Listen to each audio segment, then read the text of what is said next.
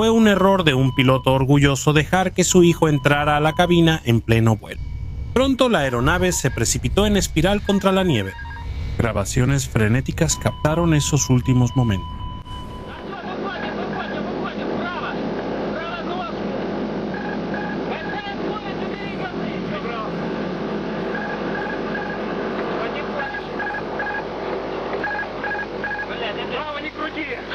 No había ningún problema con la aeronave al despegar. Entonces, ¿qué pudo haber causado el repentino y catastrófico accidente? A la 1:40 de la tarde, el vuelo Su-593 de Aeroflot despega del aeropuerto Sheremetyevo de Moscú. Pronto la aeronave se convierte en un tenue rastro de luces de baliza que lentamente se desvanecen en la distancia. Vuela hacia el este con destino final a Hong Kong. Durante su vuelo, la tripulación informa su posición al Centro de Control de Tráfico Aéreo de Novokuznetsk, a 34.000 pies sobre las vastas extensiones de Siberia. La hora local era 12:30 de la madrugada del 23 de marzo de 1994, cuando el avión se acercaba a la frontera con Mongolia. Eso fue lo último que se supo. Desapareció del radar apenas 28 minutos después. Allá abajo, en tierra, un destello brillante ilumina la taiga. Un avión de pasajeros Airbus A310-304 está ardiendo en lo profundo de las montañas. El vuelo 593 de Aeroflot se desplomó, matando a todos a bordo. El accidente sigue siendo uno de los más extraños en la historia de la aviación civil. Nada sugería que pudiera haber habido un problema cuando despegó. Era un avión nuevo operado por una tripulación de 3 pilotos que ya habían volado esa ruta muchas veces antes. Entonces, ¿qué salió mal esta vez? Gracias a la grabación de la caja negra, tenemos una idea de lo que sucedió en esos momentos finales. En ese momento, el avión estaba bajo el control del capitán de relevo Yaroslav Kudrinsky y el primer oficial Igor Piskarev. El comandante de la aeronave, el capitán Andrei Danilov, estaba descansando en la cabina de pasajeros y tenía programado realizar el vuelo de regreso. También a bordo estaba el piloto de Aeroflot, Vladimir Makarov, pero él viajaba como pasajero usando una tarifa de descuento que la compañía proporcionaba a sus empleados y sus familias. A las 12:40 de la madrugada, Makarov abrió la puerta de la cabina. Iba acompañado por 2 invitados especiales que tenían muchas ganas de echar un vistazo a la cabina del piloto. Eran los hijos de Kudrinsky, su hija de 12 años, Yana, y su hijo de 15 años, Eldar. Kudrinsky estaba emocionado de que sus hijos finalmente pudieran verlo hacer su trabajo, y quería darles la emoción de volar. Sí, los niños estaban a punto de operar un avión de pasajeros con 75 personas a bordo. 43 minutos y 34 segundos después de la medianoche, la primera en tomar los controles fue Hannah. Kudrinsky tenía la mano en los controles de rumbo del piloto automático todo el tiempo. Él cambió el modo de control lateral del piloto automático de navegación a selección de rumbo. En lugar de seguir la ruta de vuelo precalculada, el piloto automático ahora simplemente volaba en la dirección establecida por el piloto. Kudrinsky le dijo a Hannah que girara la columna de control hacia la izquierda, y él ajustó el piloto automático para girar a la izquierda. Era un truco que le daba a la niña la impresión de que ella estaba volando el avión. Poco después se aburrió de pilotar y se dirigió hacia su hermano mayor, Eldar.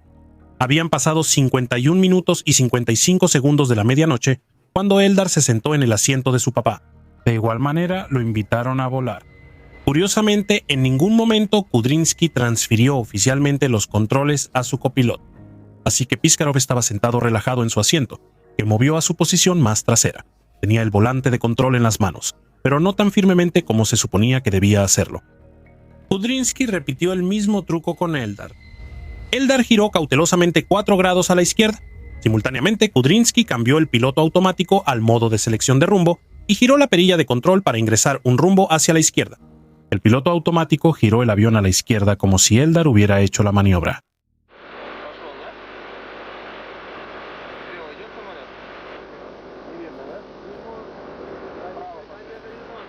Después de que el avión se inclinó 21 grados a la izquierda, Kudrinsky le indicó a su hijo que girara a la derecha.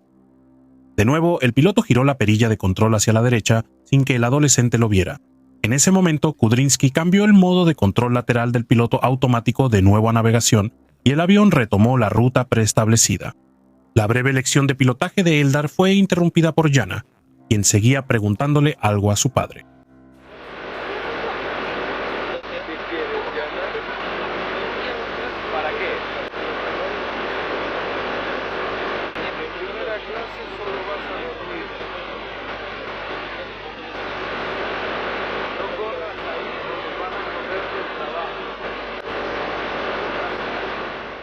55 minutos y 36 segundos después de la medianoche.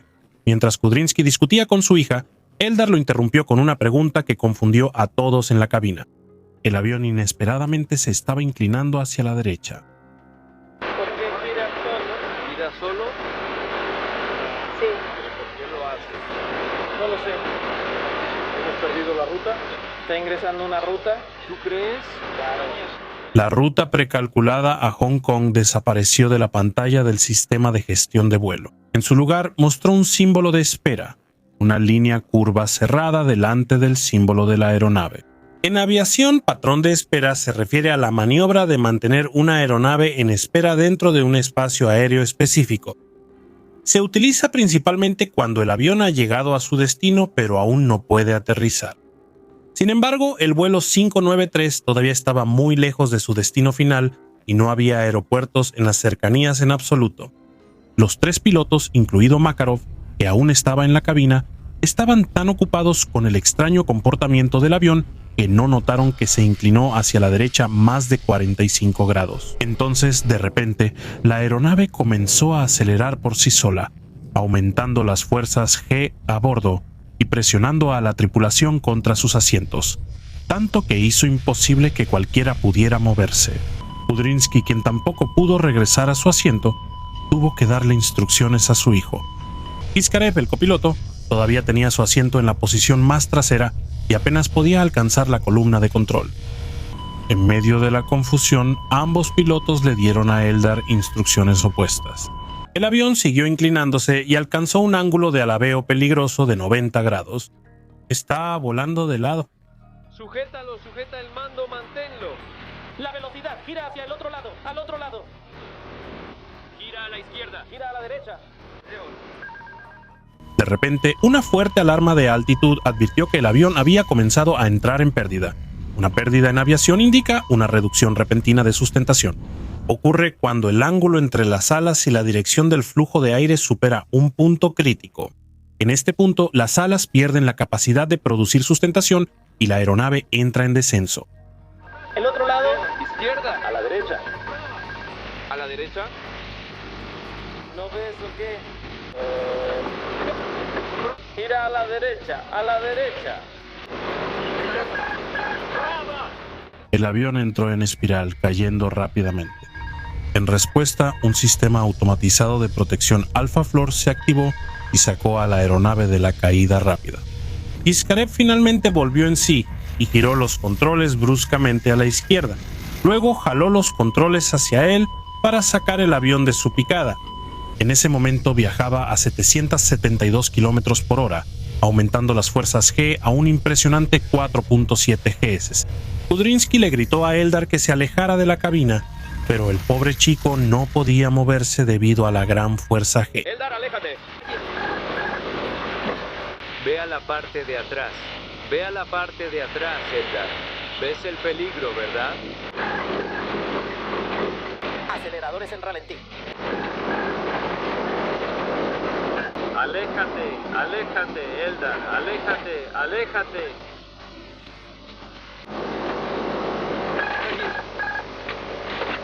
Te estoy diciendo que te vayas. Piskarev logró nivelar el avión, pero empezó a ascender en un ángulo casi vertical y redujo la velocidad a 113 millas por hora. Después de alcanzar unos asombrosos 4.7 Gs, entró en ingravidez. Todo estaba sucediendo demasiado rápido. Había tanto caos que los pilotos no tuvieron tiempo de enviar una señal de auxilio. Una vez que la fuerza G se normalizó, Kudrynski finalmente saltó a su posición. Eldar huyó del asiento del capitán, pero accidentalmente pisó el pedal del timón, haciendo que el avión virara bruscamente hacia la derecha. Después de que Piskarov hizo un giro brusco a la izquierda contra la guiñada, la aeronave entró en pérdida, giró y se volteó boca abajo. De nuevo comenzó a descender rápidamente con la nariz apuntando casi directamente hacia abajo. Las agujas del altímetro giran más rápido de lo que los pilotos pueden leerlas. Kudrynski y Piskarov estaban haciendo todo lo que podían y sabían para sacar el avión de la caída libre. Potencia máxima, potencia máxima, potencia máxima. Ya di potencia, lo hice. Potencia máxima. ¡Lo logré! Potencia máxima ahora. Aumenté la potencia, lo logré. ¿Cuál es la velocidad? No he visto el instrumento. Ahí, potencia máxima.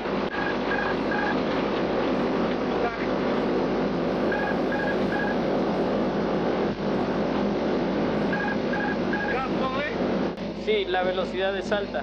Es alta, ¿verdad? Demasiado alta. La apagué. Salimos. A la derecha. Pie a la derecha. La velocidad es demasiado alta. Redúcela. La reduje. En ese momento, el avión parecía estar recuperándose, pero una reducción de velocidad y una aplicación brusca de timón a la derecha lo enviaron a otra barrena. Luego, una vez más, la aeronave entró en picada. Maldición, otra vez no. No gires. La velocidad porque algo. Sal ahora. Todo está normal. La última maniobra finalmente detuvo el giro del avión y alineó su nariz con el horizonte. Desafortunadamente, sucedió a menos de 400 yardas por encima de la línea de árboles. Sube suavemente. Te digo que suavemente. El Aeroflot 593 se estrelló contra una montaña cubierta de nieve, descendiendo a 230 pies por segundo. El avión se desintegró por completo. Ninguna de las 75 personas a bordo sobrevivió. La aeronave cayó en una región remota de la taiga siberiana, a una milla de la carretera más cercana. Cuando el equipo de rescate llegó a las 6 de la mañana, encontraron los restos congelados, la nieve a su alrededor empapada de combustible para aviones. Cuerpos desfigurados estaban esparcidos hasta una milla de distancia. Desafortunadamente, debido a lo remoto del lugar del accidente y las malas condiciones climáticas, los rescatistas tardaron 7 días en localizar todos los cuerpos. La noticia de la tragedia llegó a Moscú el mismo día. El público quedó impactado y exigió respuestas. Un funcionario del Ministerio de Transporte de Rusia dijo que la caída brusca solo pudo haber sido causada por una explosión o una colisión con un objeto extraño. Los investigadores del Comité Interestatal de Aviación de Rusia también estaban desconcertados por cómo una aeronave completamente nueva se estrelló sin que los pilotos enviaran ningún tipo de señal de emergencia. En el momento del desastre, el avión tenía 2 años y medio de antigüedad, muy por debajo de la vida útil promedio de 30 años. Fue inspeccionado antes de entrar en operación y no mostró ninguna deficiencia. Desde que ingresó a la flota de Aeroflot, el Airbus A310-304 con matrícula Foxtrot, Oscar Golf Quebec Sierra, realizó 8.046 ciclos de vuelo y acumuló 5.375 horas de vuelo de célula. La mayoría de estos fueron en la ruta de Moscú a Hong Kong. Cuando despegó del aeropuerto Sheremetyevo, llevaba 12 miembros de la tripulación más 63 pasajeros a bordo, lo que es 3 veces menos que la capacidad total de la cabina. Los pilotos que operaban el avión eran miembros experimentados de la tripulación. Juntos tenían más de 14.000 horas de vuelo. Sin embargo, solo tenían 1.350 horas de vuelo en el A310 combinadas. También es importante señalar que antes del A310, los 3 pilotos nunca habían volado una aeronave fabricada en Occidente. Su experiencia de vuelo la adquirieron en aeronaves soviéticas que eran menos sofisticadas que las occidentales. A principios de los 90, los sistemas avanzados de Airbus representaban un gran salto tecnológico para los pilotos rusos, a los que todavía tenían que acostumbrarse. Lo mismo ocurrió con los 3 pilotos del vuelo 593. Eso resultó ser el factor clave que causó el accidente. A diferencia de los aviones fabricados en la Unión Soviética, los canales vertical y lateral del piloto automático de los aviones de pasajeros occidentales podían desconectarse de manera independiente sin afectar uno al otro. Comúnmente, esta función no se usaría excepto cuando una aeronave en piloto automático se desvía repentinamente de una ruta precalculada. Solo usando el volante, los pilotos podían tomar el control instantáneamente en lugar de tener que buscar el botón de desconexión del piloto automático. Desafortunadamente, así es como comenzó el desastre en el vuelo 593. Cuando Eldar tenía el volante en sus manos, su padre hizo girar la aeronave ajustando el piloto automático en modo de selección de rumbo. Sin embargo, cuando Kudrinsky volvió a poner el piloto automático en modo de navegación, Eldar y Piskarov continuaron sosteniendo la columna de control hacia la derecha. El sistema interpretó la acción como un intento del piloto de tomar el control y desconectó el canal lateral del piloto automático, mientras mantenía el control sobre otros sistemas de vuelo. El problema era que al desconectar solo un canal no se activaban las advertencias visuales ni sonoras de desconexión del piloto automático. Ni Kudrinsky ni Piskarov se dieron cuenta de que el canal lateral del piloto automático estaba desconectado. En ese momento, Eldar en realidad estaba pilotando el avión con la ayuda de Piskarov. Mientras giraba gradualmente la palanca de control hacia la derecha, la aeronave comenzó a inclinarse hacia la derecha. Como el giro era continuo, la trayectoria de vuelo prevista en la pantalla mostraba un giro de 180 grados, similar a un patrón de espera. Esto confundió a los pilotos durante 9 segundos, tiempo en el que el avión se inclinó más de 45 grados hasta casi 90 grados. Con un ángulo de inclinación más pronunciado de lo que permitía el diseño del avión, comenzó a descender rápidamente. Eso activó el canal vertical del piloto automático que estaba configurado para mantener una altitud de 34.000 pies. El piloto automático, que ya no controlaba los alerones, utilizó sus otros controles para compensar, levantando el morro y aumentando el empuje de los motores, incrementando así la fuerza G en el avión. A medida que la aeronave levantaba el morro, superó el ángulo de ataque normal, lo que significa que el aire ya no fluía suavemente sobre las alas. Las alas perdieron su capacidad de generar sustentación, y la aeronave entró en pérdida y comenzó a caer hacia el suelo. El piloto automático no pudo manejar la situación y se desconectó por completo. Se encendió una segunda luz indicadora, más grande, para alertar a los pilotos de la desconexión total, y esta vez sí la notaron. Todo sucedió en menos de un minuto, mientras los dos pilotos estaban completamente inconscientes de lo que les había pasado. Piskarov logró sacar el avión del picado con la ayuda del sistema de protección automatizado del avión, pero luego cometió un error fatal. Corrigió en exceso poniendo el avión en un ascenso casi vertical. La aeronave desaceleró a una velocidad demasiado baja para mantener el vuelo. Entró en otra pérdida y cayó del cielo en un picado en espiral. Cuando los pilotos lograron nivelar las alas, la altitud ya era demasiado baja para recuperarse. Así que lo que se suponía que sería un momento divertido en familia, terminó convirtiéndose en una catástrofe. Para hacer la tragedia aún más extraña, si tanto Eldar como Piskarov simplemente hubieran soltado los controles al principio, el piloto automático habría restablecido un vuelo seguro en línea recta y el accidente se habría evitado. El 3 de junio de 1994, un funcionario del Comité Interestatal de Aviación que participó en la investigación dijo que el accidente del vuelo 593 de Aeroflot se debió a acciones incorrectas de la tripulación que no cumplían con las particularidades operativas de la aeronave. Aeroflot inicialmente negó que los niños estuvieran en la cabina y que pilotearan el avión. Pero cuando la grabación de voz se filtró a la prensa, la verdad sobre cómo se estrelló la aeronave quedó completamente clara.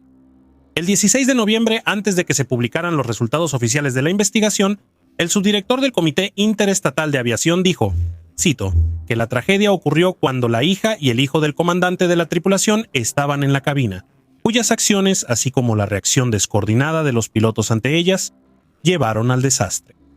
El informe de la investigación también enfatizó que el Airbus A310 no tenía una advertencia de desconexión del piloto automático, como lo requerían las prácticas recomendadas internacionalmente. De haber estado presente, la tripulación podría haber detectado el piloto automático desconectado a tiempo y probablemente haber salvado el avión. En los meses posteriores al accidente, Aeroflot perdió alrededor del 30% de sus pasajeros potenciales. La compañía retiró el resto de sus Airbus A310 y los reemplazó con aviones soviéticos Ilyushin. Se cancelaron los vuelos de larga distancia, excepto los vuelos a Singapur y Sydney, que eran muy rentables. La catástrofe dio lugar a un caso penal, pero fue cerrado porque todos los acusados murieron en el accidente. De acuerdo con las normas internacionales, Aeroflot pagó una compensación de $20,000 por cada víctima y $20 por cada kilogramo de equipaje. Además, para mostrar respeto por los pasajeros y la tripulación a bordo, la aeronave cambió el número de vuelo de Su-593 a Su-212. 75 vidas perdidas en el accidente del vuelo de Aeroflot 593 sirven como advertencia de que a veces solo se necesita un momento de imprudencia para provocar un desastre.